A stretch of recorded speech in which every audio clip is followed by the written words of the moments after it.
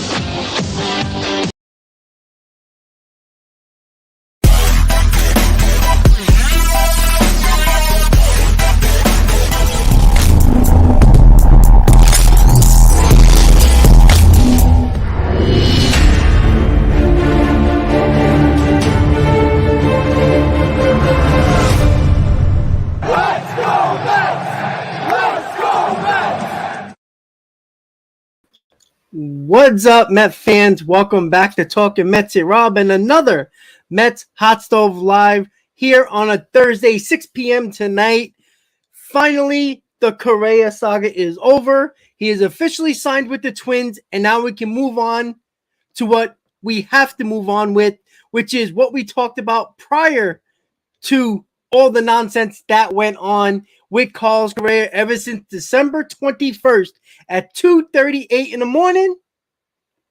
Now we can go. We were talking about fourth outfielders, DH, relievers, whatever we needed to put this team together and get ready for February 15th. What's that day? That is when pitchers and catchers report to spring training, and then 1 week after that, Everybody else reports to spring training, and then we get our games, everybody. So there we go. Ready to go. What are we going to talk about? Everything on the side over there, down on the topics on the side. And we'll get all the questions in and everything else that we have to talk about within the hour of this Mets Hot Stove. So thank you for tuning in. Make sure you hit on that like button. And if you're new to the channel, new subscribers, say what's up and let me know where you're from. And we will get started with the intro to Hot Stove. And I'm going to go through everything really quickly, and then I'm going to break it down. When we get to the fourth outfielder options, I put together a little stats with the outfielders that and the DH possibilities that the Mets are looking at, and we're going to break it down. We're going to break down each and every person when it comes to the fourth outfielder / DH or utility guy, whatever you want to call them. Most likely, if you get one of those guys, they're going to be playing in multiple positions as well as the DH. So when we get to that topic, we will break it down. And you know what? We'll have our pick of the litter, so to speak, and then we can make our decisions. Maybe if you were leaning towards one of those possible utility / DH players, maybe it would change your mind when you see all the stats as a whole. So I want to say the last time I was live, it was when Correa signed with the Twins officially. I just want to say one or two things about that. Everybody know that I was a big advocate before Carlos Correa for Trey Turner, and I thought number 2 on the list should have been Carlos Correa.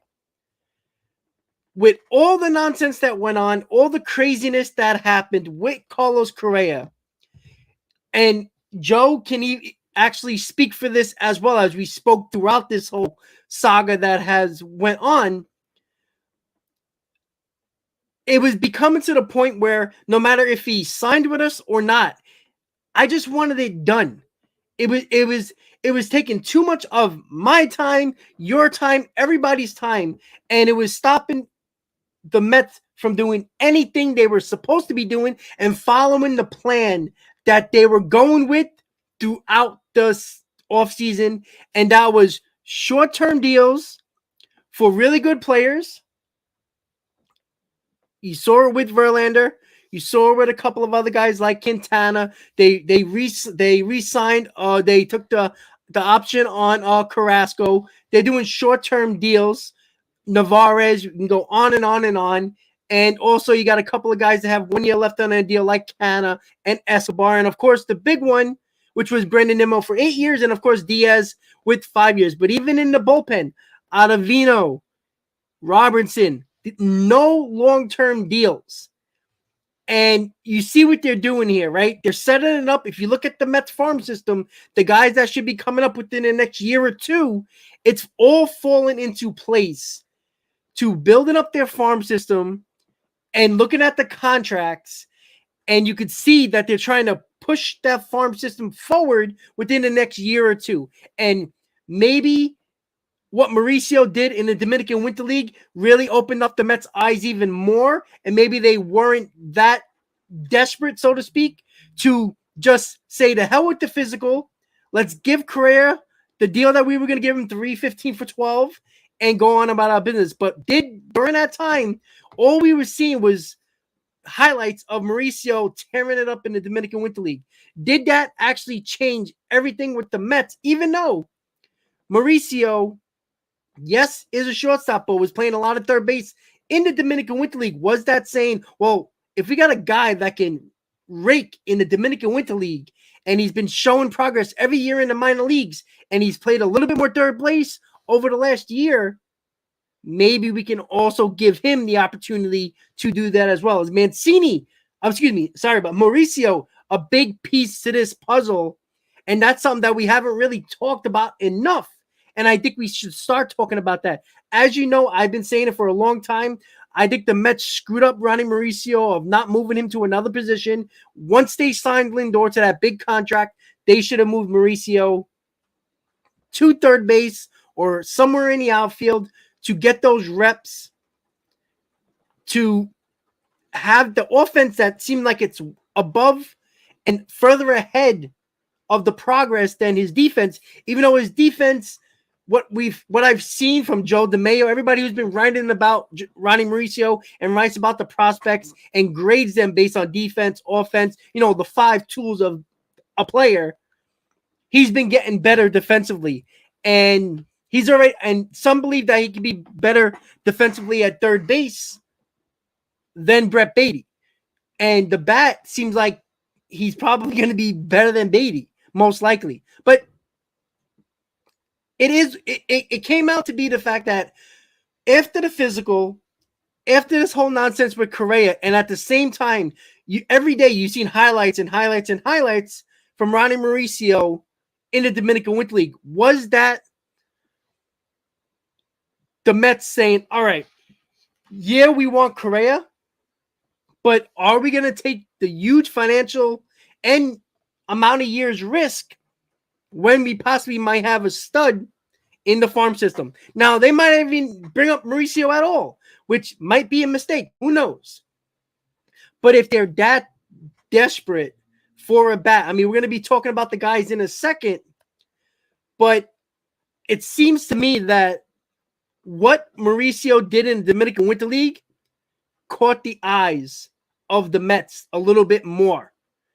And maybe that's just my my opinion, but there had been a lot of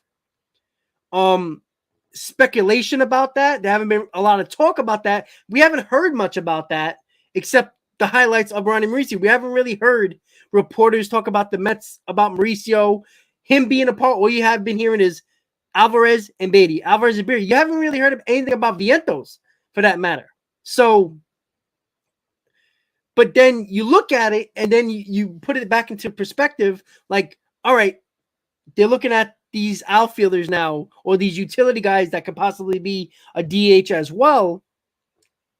That could be a short-term answer to a year or two down the road where they're looking at Beatty, Alvarez, Mauricio, and guys like that, and possibly Alex Ramirez for the outfield as well. These short-term deals are not a coincidence.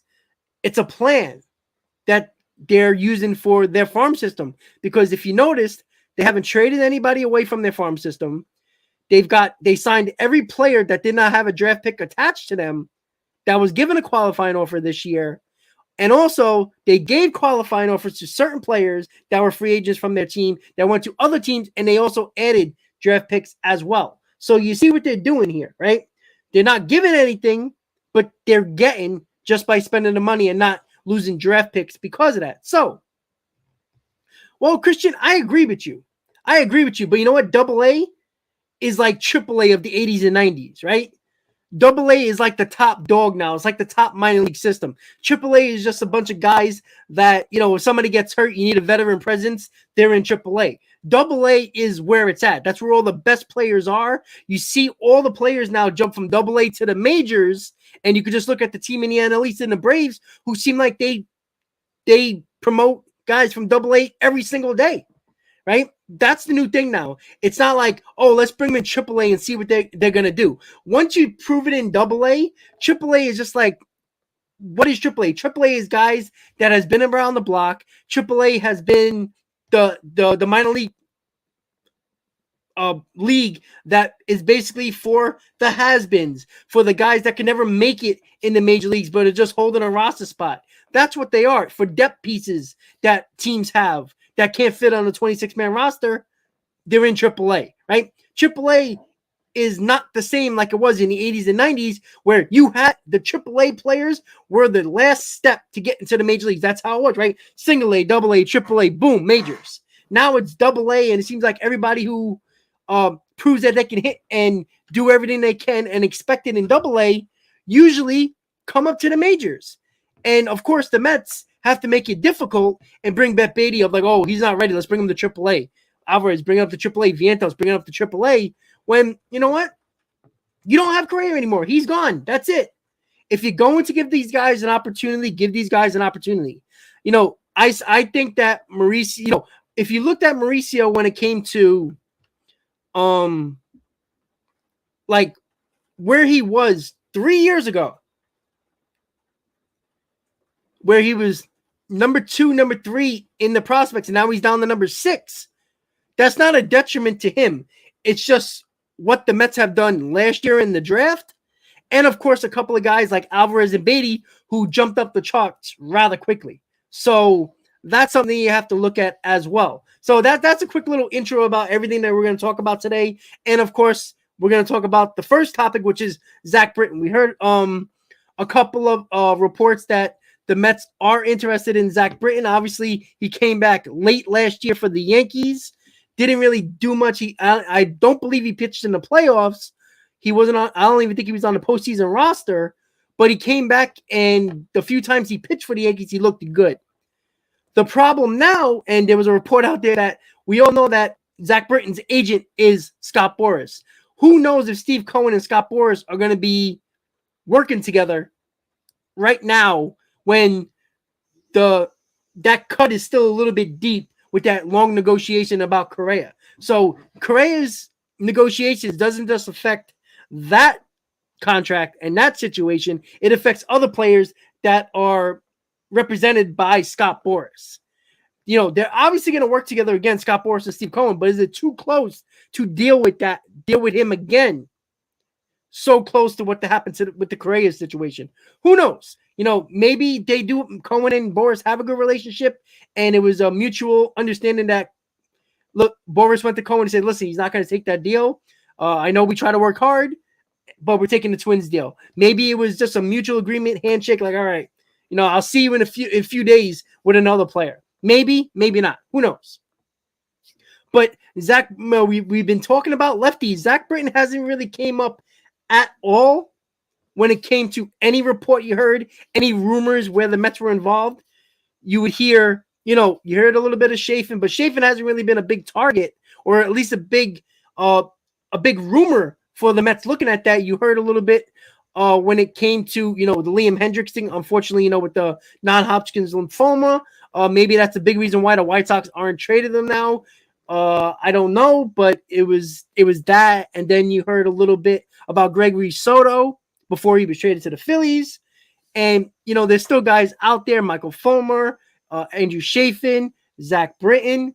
Would Zach Britton be the guy that the Mets could actually look at to be that extra lefty in the bullpen with Rayleigh?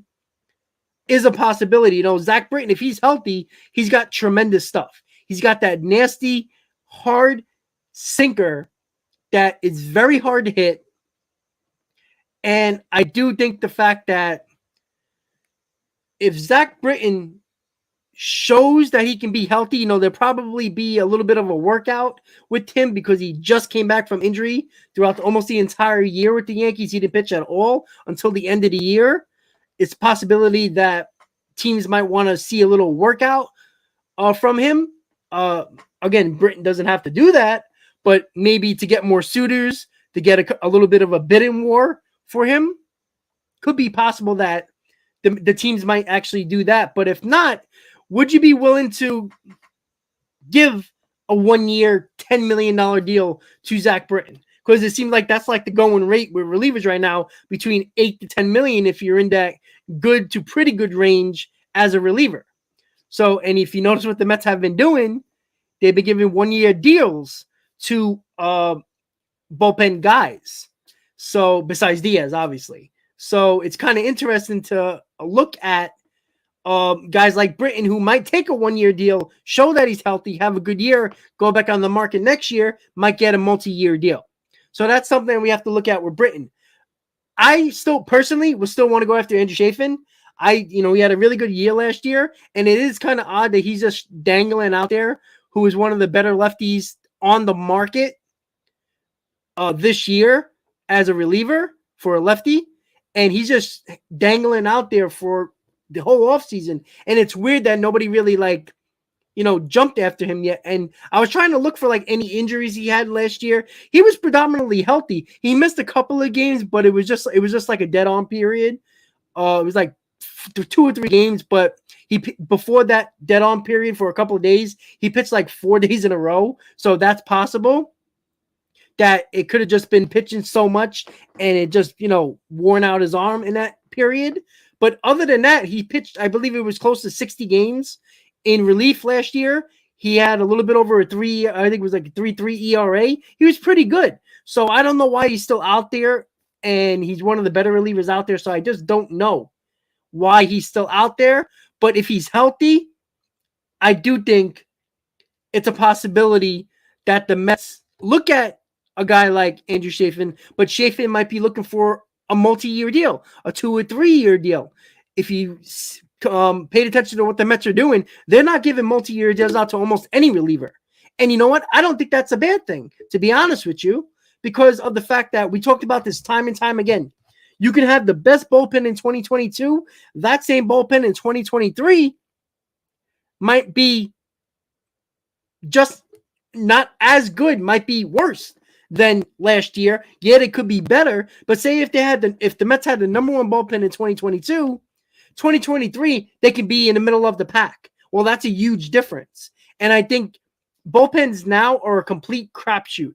I don't care what the names are. I don't care how good these guys were last year. That doesn't mean they're going to be good this year, right? Look at Aaron Loop, right? Great year. Little over a 1 ERA.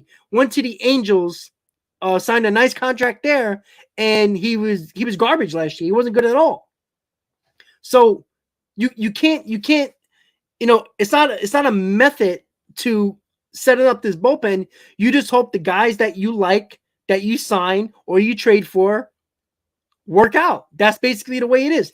Every year you keep on, we talk about names over and over again because that's what we do, right? As fans and even as teams, just because this guy had a great year last year doesn't mean he's going to be good this year. And we can look at Edwin Diaz as that factor, right? He was great last year. Like the best closer in baseball, was almost untouchable. There's a pretty good chance he's not going to be as good as he was last year, but that doesn't mean he's not going to still be great. He could be, a little less great than what he was last year. Maybe he'll blow a save or two more than he did last year. So that's something that you have to look at as well. So, but if it was up to me, I'd rather go with Andrew Chafin, who's been predominantly healthy, who's been consistently good, than Zach Britton, who was injured last year, and who knows if he's going to pull something, hurt something again, and then he ends up on the IL once again, and then we're stuck with just one lefty again and pray that Rayleigh stays healthy and performs well. So I'd rather go with Chafin, and the Mets don't seem like they want to be giving out multi-year deals to relievers.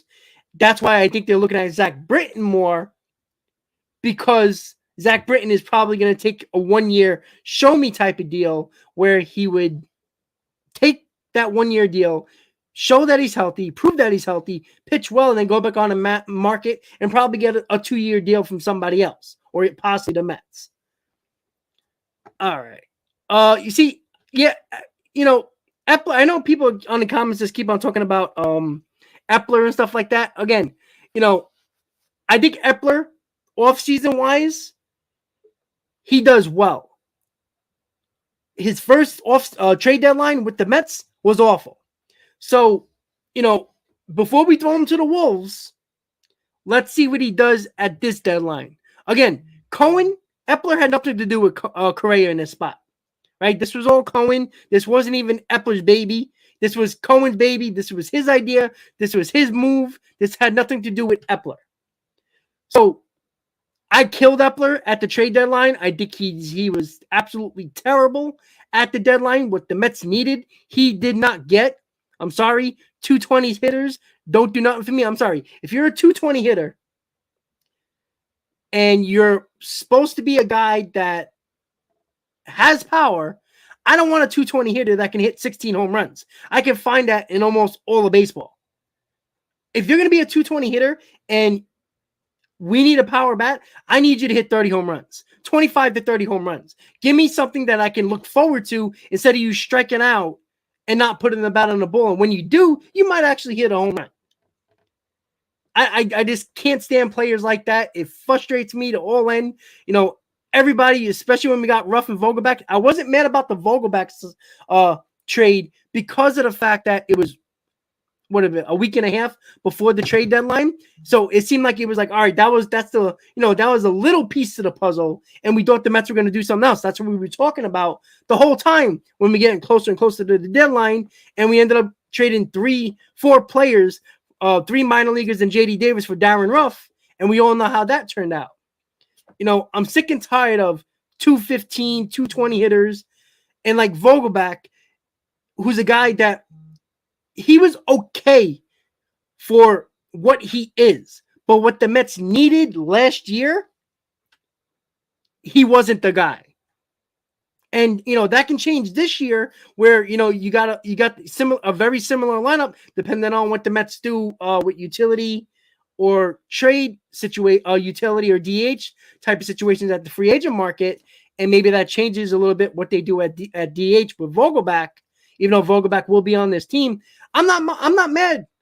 I'm not concerned about Vogelback. I think him starting the year with us is not a terrible thing, but he wasn't the guy we needed last year, because what we needed, he did not provide. He's another on-base guy, which we already had too much of, because when you get on-base guys, sooner or later, you're going to have to drive those runs in for the people that get on base. Vogelback is an on-base guy. He looks to walk instead of trying to hit the ball out of the ballpark, which the Mets needed last year. So that was the biggest problem that I had with Vogelback, was the Mets didn't need another on-base guy. On base is great, but if everybody gets on base and the guys that you rely on to drive in runs is only Lindor and Alonso, you're gonna have a hard time getting those runs in. And it was a proven fact in the second half, especially in August and September, when the Mets were scoring a little over 4 runs a game in the first half, and then it dwindled down slowly in the second half. And then when we got to August, it went down to 3.5. And then all of a sudden in September, we were barely hovering around the 3 runs per game mark. We were like 2.85 per game. And it was a complete disaster. And that's why we lost a lot of games to teams that we should have beaten. We could not drive in the runs. And that killed us. And the trade deadline, when you're expecting the possibility you could have got Mancini, Martinez, Drury, guys like that have pop in there, that could, that if they don't hit for hit home runs, at least they hit for average. They put the bat on the ball. At the very least, you want a guy that puts that on the ball with runners on base. The problem with the Vogelbacks of the world and the Ruffs of the world is that they are guys that don't put the bat on the ball enough, and they're basically an on-base guy that walks mostly, and if they don't hit the ball out of the ballpark, they do absolutely nothing. They basically ground out, pop up, or walk. And a walk's nice, yeah, but the walk's nice, but when you got, big old Vogelback at first base, and you have him at first base, he's a stone, and he don't move. So what's the point of getting a guy that looks like he can hit 50 home runs, who barely hits 16, and he's basically an on-base guy who's looking for walks, when you're putting him behind Alonso for protection? Let me ask you guys something when it comes to Vogelback. Vogelback, when he came, right away, you got to put him behind Pete Alonso. You got to need that intimidating bat behind him to protect Alonso. Well, if you're a pitcher and Alonso's, 8 for his last 12, and Vogelback, who are you going to be scared of? Alonso or Vogelback? Clearly, Alonso. So you're not going to worry about, you're going to pitch around Alonso to see maybe he might be fishing for a couple of pitches and he might get the out. But if not, you walk him. And Vogelback is not that much of a threat. So, and he's a double play threat just like that. So the problem with Vogelback and Ruff, those are not guys to protect Pete Alonso. You need a guy has a pitcher on the mound who's afraid of the guy behind Pete Alonso. The Mets don't have that. Now, could that be Alvarez? Possibly. But I already said this. I don't believe that the Mets, if they're really serious about working on Alvarez's game defensively, and I know there was a report that the Mets wanted him to work on his English to work with the rotation, And of course, Alvarez quoted was he 100% believes he's going to be on the opening day roster. I don't see that. I don't see how that makes any sense unless you were just going to forget about him, catch him behind the plate, and make him a primary DH. That's the way I see it when it comes to the DH situation at the moment. So when we're talking about protection behind Pete Alonso, we get to the next topic in what about trading for Bryan Reynolds? Now, as soon as Correa officially signed with the Twins, that was that was trending on Twitter right away with amongst Met fans. Was Bryan Reynolds, Bryan Reynolds, Bryan Reynolds. Well, if you're listening to what the Pirates or the reports what the Pirates want back for Reynolds, it's pitching prospects.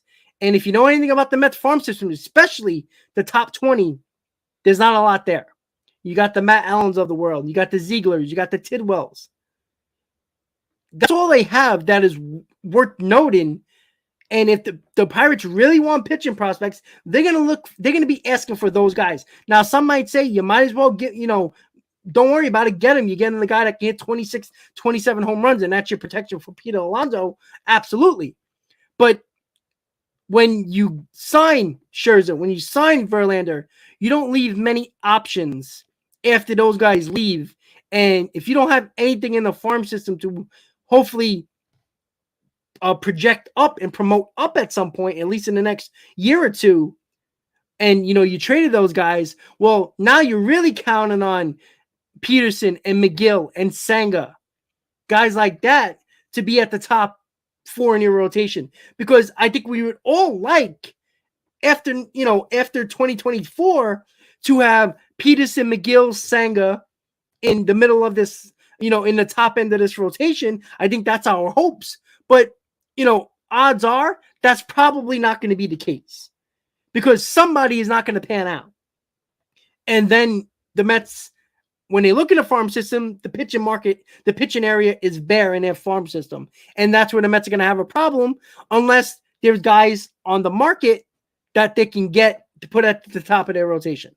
So Bryan Reynolds is going to cost a lot of prospects and mostly pitching prospects, but the Mets don't have a lot of. And if they do decide, all right, we want to get Reynolds, we need to make a splash, because that seems like the thing that Cohen does once he don't get his way when it comes to somebody that kind of, went through the back door on him, the Mats, Syndergaard, and ended up in Scherzer and Bassett. It seems like that's like the MO of Cohen after things don't work out for him in a situation where he wanted the player.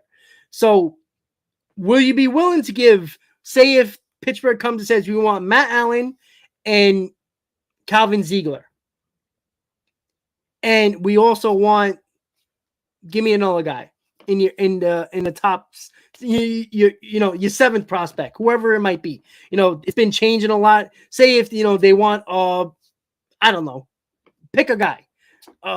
Anybody from 5 to 10. So you give Allen, Ziegler, and one of your prospects from 5 to 10, right? A position player. So that's 3 top 10 prospects for Bryan Reynolds. If you're willing to do that, you might get the deal done, especially if you approach Pittsburgh, which you made deals with before, so you have a little bit of a relationship with them. If you go to them and say, all right, we'll give you Ziegler, Allen, and a position player from 5 to 10 in our top 10 prospects, if the Mets would do that, they probably could get him. He had a really good year last year. I believe he had 28 home runs last year. But again, Pittsburgh is not a very pitcher-friendly ballpark. So let me just check really quick. I looked at it earlier, but I did forget. Let me see. Who the hell was that? Oh, yeah, Bryan Reynolds. Sorry. All right, here we go. Let's see. All right, so he batted .262, 27 home runs, and 62 RBIs. All right, so, it's weird he had 27 home runs and only 62 RBIs and batted .262. He's not really a big stolen base guy. 7 stolen bases, on base 345, slugging .461, OPS of .807. That's pretty good. It was a good year, right? But years before that, All-Star year, 24 home runs, 90 RBIs. So again, the 62 RBIs is a little odd with more home runs the next year in 2022. I mean, he had 30 RBIs less. You can just go by saying, all right, well, Pittsburgh really didn't have anybody in front of him or behind him to get on base, so it was probably a lot of solo home runs, similar to what Judge had an issue with the Yankees, since he was batting in, the one spot most of the time, sometimes two. He wasn't getting a lot of people in front of him where he would hit a home run, and it was mostly a solo home run. So with Bryan Reynolds, he's consistently in his career with the home runs. First year he came up 2019, 16 home runs, 2020, pandemic year, 7 home runs. But you could see that he's probably going to be a 20-plus home run guy, and a guy, that can hit triples as well. 8 triples in 2021, 4 triples in 2022. And the good thing is he plays every day. That's also another good thing. And he got a couple of years of control with Bryan Reynolds. Again, if you're willing to, you can throw Reynolds to left field. That shouldn't be too much of an issue. Cannon can be your 4th outfielder. And if you still want to get one of the outfielders that we'll talk about in a little bit to be a utility guy, DH guy, or another outfielder on the bench as another extra bench piece, that's something that the Mets can look at as well. So Bryan Reynolds, not a terrible player, not a bad player, but are you willing to give 3 of your top 10 prospects, mostly pitching, to get Bryan Reynolds? Some might want to do that, but those are the same people who want to do that were prospect hugging last year at the deadline when nobody wanted to trade Mark Vientos for anything. And we know how that turned out. Mark Vientos is positionless. He's not good at any position you put him in. He's an first baseman. He's an third baseman. They played him a little bit in left field. Not very good. So he's positionless. He is an Edgar Martinez, who is probably not Edgar Martinez offensively. So he's a guy that can't play a position anymore, or that is presumed to not play a position. He can't play anywhere. And he's a guy that, unless he hits 20-plus home runs, he's useless as a DH, because he batted, I believe he was, he had a decent average. I think it was like 275, 280 in AAA. Pretty good. But if you go to the majors, you're usually going to drop down a tick when it comes to average. So if you're going to be at 260, you're not going to hit 20-plus home runs, then why are you a DH? And you can't play the field. You're not going to put him in as a defensive replacement late in games. So he's useless on the bench.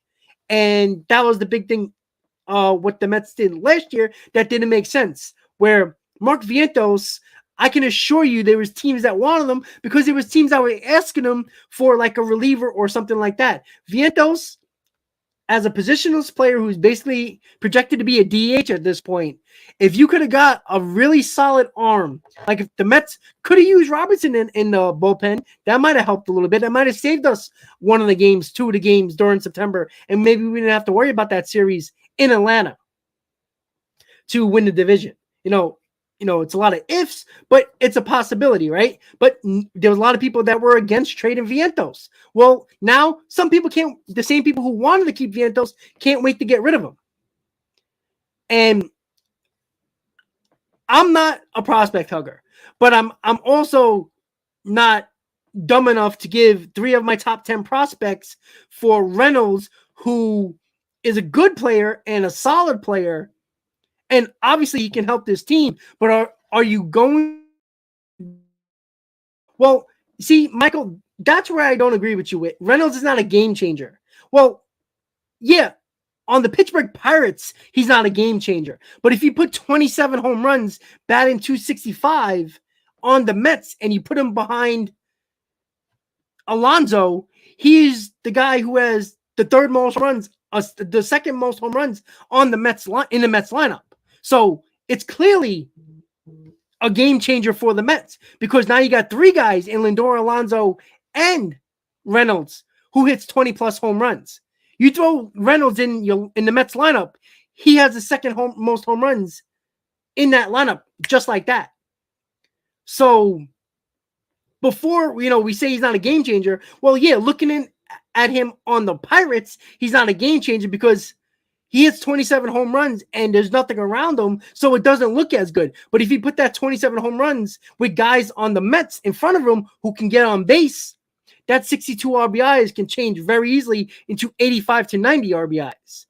And he's not a 220 hitter who doesn't put the bat on the ball. He's batting 260, 270, which is, nowadays 260, 270 is like 290 of, in the 90s. And that's what you have to look at. You can't just look at, well, he's a Pirate, right? You can't just say, oh, he's not a game changer. Well, yeah, obviously, because he played with the Pirates. But if you put him on a team with those numbers, especially on the Mets, who is power-ridden, who they don't have a lot of guys that hit 20-plus home runs. They got 2 of them. Possibility, Escobar could be that 20-plus home run guy, but who knows, right? He had a terrible year and still had 20 home runs, but his average was terrible, right? So you had another issue with Escobar because he did nothing for most of the year. So if you throw Reynolds in the Mets lineup where you're getting those 25 home runs, 27 RBI home runs, and you get guys on base now with him, you got to remember, Reynolds was basically, besides, Brian Hayes, O'Neal Cruz, good players, but again, they're still trying to break into that team and break into the league.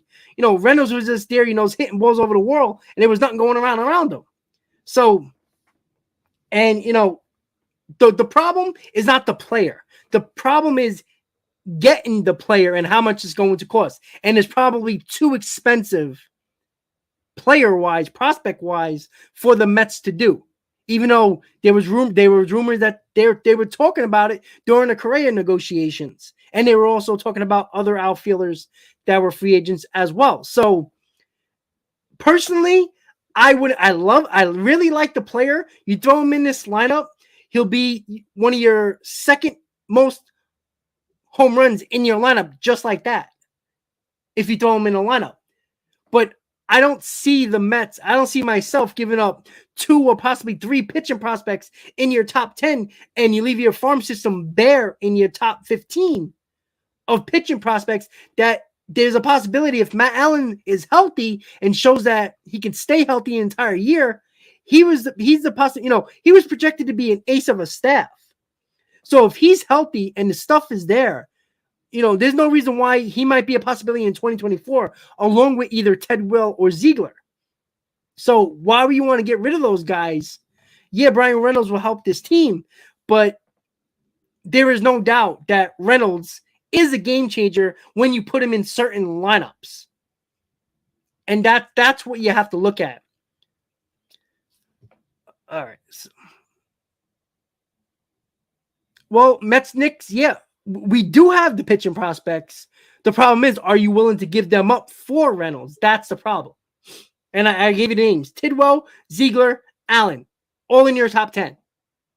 Are you going to give 2 out of 3? Maybe they want 2 out of 3 and another prospect, from 6 to 10, 5 to 10. That's a position player. Maybe. No, I'm not saying that. I'm not saying I'm giving up Allen. But Allen's been hurt the last 2 years as well, and he's dropped on the list rapidly because of his injuries. If you don't stay healthy, at some point you're not going to be a prospect anymore, right? This is going on year 3 of him trying to come back from injury. So he's got to stay healthy. And you know what? If some team wants to take a chance on him and he's not really somewhat healthy, or the Pirates don't, would take a risk on him, maybe, but I don't know if they're going to do that. But, Allen was projected to be a top of the rotation type of guy. But if you can't stay on the field, you're not a prospect to me anymore. Right now, you still give him a chance because, well, he's still got electric stuff, but he has to stay on the field. At some point, you have to be like, well, we can't rely on you, and you're still in our top 10. This guy has remained in our top 10 injured. And that just shows you the lack of depth at the top of the farm system for the Mets. It's getting better with the draft picks the last couple of years, which is nice to see. But, a guy who's injured for 2 years straight usually don't stick in your top 10 that long. That's how the reason why Allen is still in your top, if he was a position player and injured the last 2 years, he would have been way off the top 10. But because he's a pitcher and the Mets lack those at the top of the farm system, is the reason why Allen is still at the top 10 of the Mets farm system because of that. So, would I do the Reynolds deal? I'm leaning no, because I don't think it's smart to give 2, possibly 3 of your top 10 pitching prospects, and you leave yourself bare in the farm system when it comes to young prospect pitching that the Mets could use in a year or two once Verlander and Scherzer are off this team. And that's something that you have to be concerned about. And it's not like the Mets have drafted very well on the pitcher side. They drafted a shortstop and a catcher at the top of the draft last year, and they have the number one catcher in all prospect in all of baseball in Alvarez. They drafted a catcher. They have multiple shortstops in their farm system, yet they draft the shortstop in Jet Williams. So it's very odd, because we all probably feel that Parada and Jet Williams are going to fly up the minor leagues, and they're going to be knocking on the door rather quickly in the pros. So so that's something that is odd when you need pitching prospect in your farm system, especially at the top. The Mets should have I know the Mets in 2021, they tried to draft Kumar Araka, but with all the medical issues, who knows? But just think, if I really hope in 2023 the New York Mets draft top of the line, big time college pitchers that are projected to be starters and projected to be in the rotation, especially the top, because you got to fill your farm system with arms, young arms, because you can have all the position players you want. The problem is a lot of the Mets position players are blocked by players that are currently on the Major League Baseball team. That's crazy. And it's frustrating, because Mauricio should have been up last year at the beginning of the year. But because you have Lindor and you just signed Escobar, where is he going to play? That's where the Mets, I don't know if the Mets either thought of that or didn't think Mauricio was going to take a huge jump the following year. Who knows? But it is a lot to think about when it comes down to the fact that they've drafted a catcher and a shortstop where they have guys that are projected to be a shortstop and a catcher in Alvarez and Mauricio. And now you're like, Mauricio played third base in Dominican Winter Ball. Well, he got Beatty, and he almost signed Correa. So it's weird how they're going about it. But again, Reynolds, the player, is not the issue of wanting him or not. I think 99.9% of Met fans would want the player. If he was a free agent, it's a no-brainer. Go get him. Throw him in left field. We're ready to go. Because the numbers are there, right? 27 home runs last year is number 3 on the list in the lineup for the Mets based on home runs. If everybody wants to be talking about that, because that's what they were all saying, is that it's not the power that's the issue. It's not the home runs. You need run producers. And yeah, that can bring home runs for sure, but we need the run producers. And in my opinion, and I see people putting Machado in the chat, guys. And I get frustrated at the fact that, the Mets are going to be looking to Manny Machado. Who cares? The same shit with Ohtani. Don't think about it this year, especially Machado. The Padres, number one, aren't trading Machado, because that doesn't make sense at all when they're trying to win a World Series and what they did this year in the offseason. And number two, Machado's not helping us in 2023. Get that crap out of your head until next offseason. Now, could Ohtani be a possibility at the trade deadline? Maybe. It depends on where the Angels are by the deadline. If they're fighting for a playoff spot, Moreno, who is probably in his last year of ownership, is probably going to try to make the playoff his last year of owning that team. So unless the Angels are well out of it at the deadline, Ohtani's not going to be on the radar for anybody until the offseason. Machado is pointless to talk about because he's not going to help us in 2023. I don't care about any player that's not going to potentially help us in 2023. Worry about that in the offseason. of 20 after the 2023 season, in that offseason, then we can talk about Machado. Then we can talk about Ohtani and whoever else. Now, Machado was pointless. That's why when SNY put up, the Mets were internally talking about Machado when they were negotiating with Correa. Come on. How stupid does that sound? If you believed any of that crap, it makes no sense. Because Correa could help you now. No matter what you think about Correa, he could help you now, right? Anybody else you get this year could help you now. Machado wasn't helping you in 2023.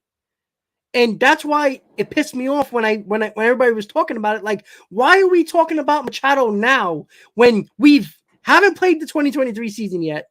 We still haven't finished the offseason of 2023, and we're talking about Machado when it means nothing this year. You know, how many people are going to be talking about Machado when he hits a home run over the wall against the Mets in the playoffs? Then what you're going to say? Yeah, because it doesn't matter with Machado. So Machado is pointless right now. He had a great year last year. I think he had 32 home runs, 90, and maybe even 100 RBIs. I think it was like 98, and he batted 291. Still a really good player. And we'll worry about that in the offseason of after 2023 season. Other than that, well, Tilly, you know what? Chaim Bloom should have traded him to Mets, because the Red Sox are like, I mean, you're the Tampa Bay Rays now, all of a sudden, right? I mean, geez, you traded away all your stars. You might as well, right? So, last thing on the list, fourth outfielders. I'm going to put up a thing that I put together of the stats of the four guys that we've been talking about, free agent guys. And we know the four guys. Recently, we've been hearing about Andrew McCutchen. I threw him on the list as well with his stats. And then if you guys were like Duvall, Mancini, Profar. And recently, my fans have been talking about McCutchen. Well, we're going to show you I'm going to show you the stats, and you can decide for yourself of the fourth outfielder / DH you would want the Mets to go after. And recently, it's been a lot of McCutchen and a little bit of Mancini, not necessarily Duvall or Profar. So here we go. Let's look at the stats really quick. All right, Trey Mancini, 1.4 WAR, 519 at-bats. Obviously, some of them were split between the Orioles and Astros. 124 hits, 18 home runs, 239 average, 56 runs, 63 RBIs, no stolen bases, on-base percentage 319, slugging 391, OPS 710, and an OPS plus of 101. Not bad, not terrible, but again, the Mets are in this area again where Trey Mancini, less than a 240 hitter, around the same home runs that we have with a lot of other players that are between 16 and 20 home runs, which doesn't really move the meter of what the Mets really need, right? The Mets need a run producer. Right? That's the problem. All right. Trey Mancini, not terrible, not bad, but not the average that I really like, even though in career-wise, he's like a 265 hitter, which I like, but I like to go on the stats of last year, and it's this, that's where you try to project it with the following year. So, all right, 239, not terrible. All right, we're going to go to the next one, right? Let's see. Adam Duvall. Negative 0.01. I'm going to 0.1, excuse me. A little bit about Duvall that nobody wants to talk about for the people who want Duvall. Listen up to after I go with the stats. 287 at-bats. Wow. Not a lot of at-bats. I'll tell you why. 61 hits, 12 home runs, 213. Batting average, 39 runs, 36 RBIs. On-base percentage, 276. Slugging, 401. OPS, 677. OPS plus of 87. With that in Duvall, you're going to be like, wow. Look at all these guys, 500 at-bats, 575 at-bats. Duvall, 287. Well, for everybody who wants Duvall, he had hand surgery last year during the season. That's why he missed a lot of games. He played about 86 games last year. So a guy who is only known for mostly his bat, and yeah, he's decent in left field, pretty good in left field, but he had hand surgery last year during the season. And if you want power, if you want a guy that you need to hit balls over the wall, and most people were talking about Adam Duvall, well, now you got a guy who had hand surgery last year, missed a lot of time, And now you're getting Adam Duvall for the guy to be that you might want as one of your primary DHs, your fourth outfielder. Well, he's a guy who has, out of all the guys here, has the worst stats and played the least amount of games out of everybody on this list. Now, if he's healthy, those 12 home runs, if you project him to play 140 games, could be 24 home runs. And now we're talking, right? With the home run situation, he would have the most when it comes to home run wise, but average garbage. He is a 230 hitter career, 213. So what is he going to bat? 225? Yippee. Don't give me that type of player.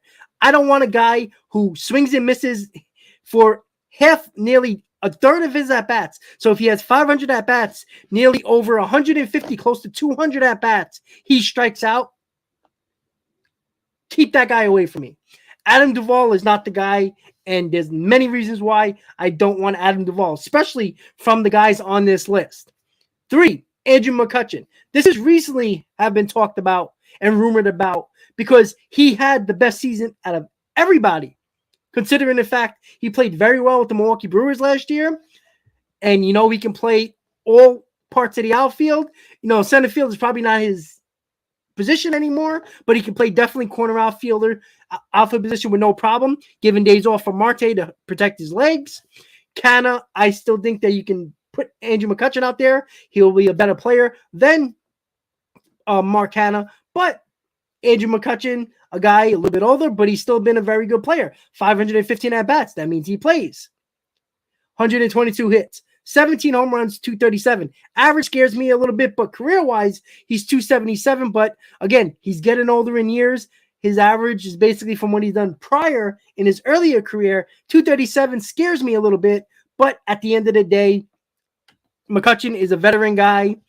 He's not going to, bitch and moan for playing time, but he will know his role with the Mets, which is DH sometime, play corner outfield, and, he can hit you 17, 18, 19 home runs. Not terrible. So all these guys have in common is they're not big home run guys. So if you're looking for home runs, you're not getting them from any of these guys. What are you looking for? You're looking for run producers and a guy who has a decent average, who actually puts the bat on the ball. Last but not least, Jurickson Profar. I see people in the comments talking about that. Jurickson Profar is not exactly the guy that is perfect for the Mets.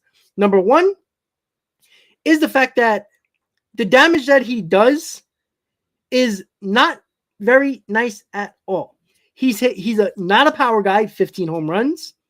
He's not an average guy, 238 career average. He batted 243 last year, 58 RBIs. Again, not bad, but he played a lot for the San Diego Padres last year and only had 58 RBIs. Not a big stolen base guy, not a big slugging, not decent OPS, not great, but pretty good.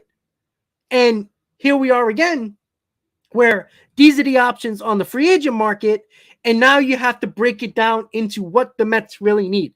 The Mets need power. Looking at the home runs. Well, if you're looking at the home runs, Trey Mancini had the most home runs out of everybody. So maybe we should just go get Trey Mancini. Well, it's not necessarily all about the power. It's about run producers. What is run producing? RBIs. 63, 36, 69, 58. Andrew McCutchen wins that race. So let's get Andrew McCutchen. He can play the corner outfielder positions. Okay, great. Now you got outfield help, and he can also DH as well. But when you look back to Trey Mancini, he can play first, he can play third, he can play the corner outfield. So you got a guy that can be all over the field in 4 positions. So utility and being a guy that can play multiple positions, and the lack of a backup first baseman when Pete Alonso DHs, you got a guy in Mancini that can play first base on, once, maybe twice a week when Pete Alonso DHs. You don't really have that with anybody else. Can Duvall play first base? I've seen him there a couple of times. Doesn't make me happy at all. So where are we? Right? So if you have to choose from one of these guys, where are they? Right? Who are they? What is the guy that you necessarily need based on the needs that the Mets need? Run producing and power. Well, you're not getting a lot of power from any of these guys, and run producing is not exactly the biggest asset in any of their stats. excuse me, for anybody, right? So, what do the Mets need? The Mets need versatility in the field, which Mancini provides, plays four positions, so that helps. Duvall, mostly outfield, mostly a left fielder, most of the time left fielder. Andy McCutchen can play left or right. Profar can be moved around the diamond a little bit, can play a little bit of outfield as well. So he's like that Trey Mancini type, can't play first, but he can play some positions in the infield, some positions in the outfield. So if I had to choose, their contracts are going to be very similar. You know, a lot of them are going to get 1 year deals, maybe $10, $11 million. That's something where the money and the years are not going to be an issue. It's going to be a short-term deal for all these guys. So if I had to choose, recently they talked about Andrew McCutchen. I like Andrew McCutchen, but if I really had to just, if that's the only guys we can get, I would have to go with Trey Mancini because of the fact that I like his versatility. You need a backup first baseman. Mancini can provide that. I think Trey Mancini is a better player than what he showed with Houston, which wasn't very much. I think a full year, he knows Buck Showalter. It would be a good reunion. I think it would be good for Trey Mancini, a nice environment, a good environment, team guy, veteran guy. I think Mancini could be the guy. I won't be mad about Andrew McCutchen, but Adam Duvall and Jurickson Profar, I don't think those guys are coming to the Mets, and I'm not going to be disappointed if the Mets have no reason to look at those two guys, and that's what I want. So if it's Andrew McCutchen or Trey Mancini, I'm fine with. And I see David saying Mancini is garbage. He's not. He's really not. He has better numbers, and he's more of a guy that I trust more than a guy that shows a little bit of flair every now and then in Jurickson Profar, right? Profar is a Mets killer. Well, if you throw him on the Mets, who's he going to beat? Not really. And I don't like Profar at all. All right. Profar, with all the people he had in his lineup, that was his stats. And 575 at bats, he played a lot, and that's his numbers. That scares me. That scares me 100%. Because Trey Mancini was having a good year until he got traded to Houston when he got less playing time. And that hurt Mancini. Now, Andrew McCutchen, I'm fine with. That's no problem. Trey Mancini or Andrew McCutchen, you know, we're talking about guys that are not going to be 90 RBI guys, 25 home run guys. So you got to take what you think could help. Yeah, well, David, I get that. But Ruff wasn't having a great season with the Giants either. But if you look at Mancini before he got traded to Houston, was having a good year. The majority of his home runs was hit in Baltimore. And his average was like around 250, close to 260 before he got traded to the Astros. He lost playing time with the Astros once he got traded there. They didn't play him every day. So you don't play every day, you're going to lose your timing, especially a guy like Trey Mancini who was used to playing every day. He was playing every day with the Orioles. He wasn't playing every day with the Astros. And I think that was the problem with Trey Mancini. Again, I'm not saying Trey Mancini is an all-star, but you're not looking for an all-star. You're looking for a guy that can put the bat on the ball. So I like a guy that could be a 250 hitter, 260 hitter. And in the career-wise, that's where Trey Mancini is. He was that 250, 260 hitter with the Orioles until he got traded to the Astros. And, you know, with Mancini being a career Oriole, I think getting traded, I don't think he thought he was going to get traded, especially when the Orioles were playing better in the second half. I think it was a shock to him, and I think it messed him up, to be honest with you. So, in my opinion, either Trey Mancini and Andrew McCutchen is the two guys that I would be fine with. So, with that said, that's the way I look at it when we had to break down the stats, because a lot of it is not exactly what the Mets needed. The Mets needed needed power and needed run producers. Well, none of these guys are going to provide 25 plus home runs, and they're not going to throw 80 to 85 RBIs at you. But what they are going to do is breaking it down step by step to what the Mets really need. And if you put them in a lineup like the Mets, you need a guy that can put the bat on the ball when you got guys on base. You got too many guys that are on-base guys, but not enough run producers. Now, Mancini and McCutchen in their day, hey, they were run producers. Not much, but you saw McCutchen, 69 RBIs, not bad at all. And he played on a Brewers team that was pretty good, but they relied on their pitching heavily, and they didn't get a lot of guys when it came to putting people on base because their on-base percentage was terrible in Milwaukee and a lot worse than the Mets. Put in McCutchen as a guy that you get more guys on base, gives McCutchen an opportunity to get a little bit more RBIs and get a little bit more run producing. Yeah, David, I understand that. You see, David, you don't listen. You see, you don't comprehend. I don't speak another language, so I apologize. I would to help you out. But here's the problem. Mancini did not play every day with the Astros. If you're a player who plays every day and then you get traded to a team that doesn't play you every day, it's going to be hard to keep up the numbers that you had with your prior team.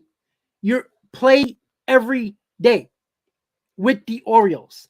Let me say it slower. He played every day with the Orioles. If it was first base, if it was third base, DH, he played every day. That's why he had so many at-bats. When he went to the Astros, look at the games. He didn't play a lot. You know, he'll get an at-bat here, get an at-bat here, and then occasionally DH here and there. He didn't play a lot with the Astros. If you're an everyday player and then you get thrown to another team where the team you were prior, when you were on previously, was playing better and didn't think he was going to get traded, got traded, and then stopped playing every day. Well, what do you expect from a guy?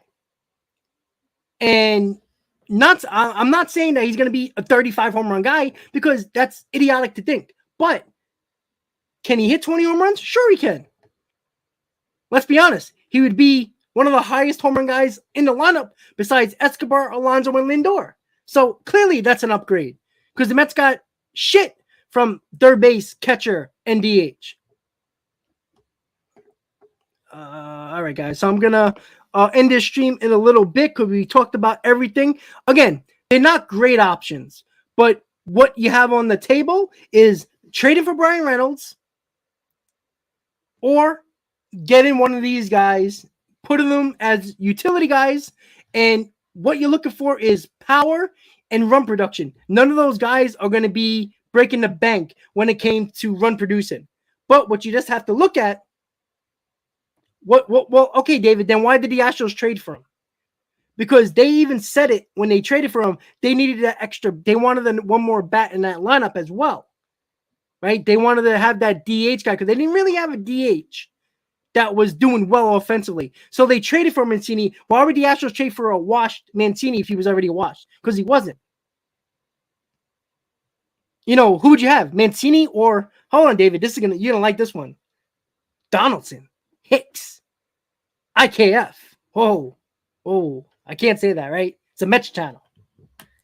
All right. So with that said, you got traded for Bryan Reynolds and given up a ton of pitching prospects that the Mets really don't have in their farm system, but would have to give it up for Reynolds. Are you going to do that? Most likely not. So now you're going to have to look at those guys that I just showed you. And that's the main problem that the Mets are currently in. Now you have to do pros and cons with these guys. And that's why I put the stats up there because of the fact that because none of these guys are big run producers or big power guys, even though Duvall is, but what I told you, he had hand surgery last year that during the season that the guy relies on his power and he's coming back from hand surgery and wrist surgery. So, and that's why he missed a lot of games last year. So what can you trust Adam Duvall to be healthy? And that doesn't guarantee that he's going to be a power bat that you could expect him to be, but he's also a 215, 220 hitter in his career. And that's the thing that I worry about because if you're not going to get a big run producer and you're not going to get a big power guy, I need somebody that can be a 250, 260 hitter that puts the bat on the ball when you actually get guys on base. What the Mets didn't have a problem with, they had the problem driving them in. So with that said, If you want to become a member of the channel, you know what to do. Hit on that join button. There's the link in the description to click on it, see what membership you want. There's going to be starting to be giving giveaways away when spring training starts, and every month throughout the season as well. We're going to start doing that a lot more. When I post videos, you guys are going to get access to the video that I post prior to when it goes public, and also throughout the year as well. If there is any other giveaways that is throughout the channel, not just for members, members don't have to buy an entry to the giveaway. And as well, like we did prior with the mystery box, where you give a $5 super chat or a donation to the channel, and you get an entry every time you donate to the channel, and you get a lot of entries. And I think the guy, I forgot who his name was, but he put like 5 entries in and he won, and he got a mystery box, a whole bunch of cool Met stuff. So with that said, guys, everybody have fun tonight. Enjoy, relax. We're heading towards the weekend, playoff NFL football. So if you're a football fan, enjoy that. My Cowboys are in there, which will probably lose. But hey, that's aside the point. You overdrew for your team. I know there's a lot of Giant fans in here. So Giant fans, I hope you get demolished. So with that said, guys, everybody have a great night. Thank you for tuning in to Mets Hot Stove Live on Talking Mets and Rob. And don't forget, guys, once again, the Shea Bridge Show Sunday night, 6 p.m. with my boy Mike, Baseball Mike, who will be coming back on Sunday again to co-host with me. And we will discuss everything that we probably spoke about for the last couple of weeks, and we'll get his opinion about. He was texting me for the last couple of days when it came to Correa. We'll get his last thoughts on Correa since we haven't spoke to him since last Sunday when Correa hasn't signed as of yet. So we'll get that out of the way with his opinion, and then we'll throw that guy out the way with Correa and throw him in the garbage, and then we can talk about what the Mets really need and get his opinions on the Shea Bridge Show Sunday, 6 p.m. So with that said, guys, everybody have a great night. As always, let's go Mets. See you next time, guys. Have a good night.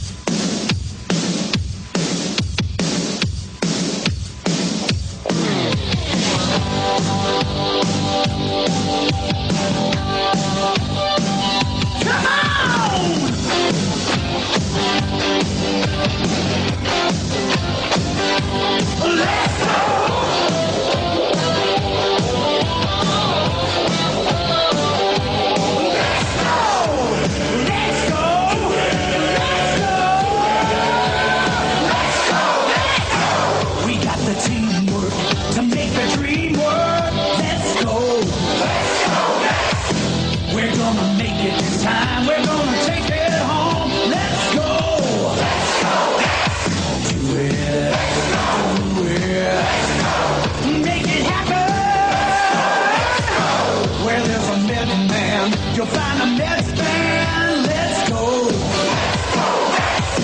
This is a Mets year for all your Mets here.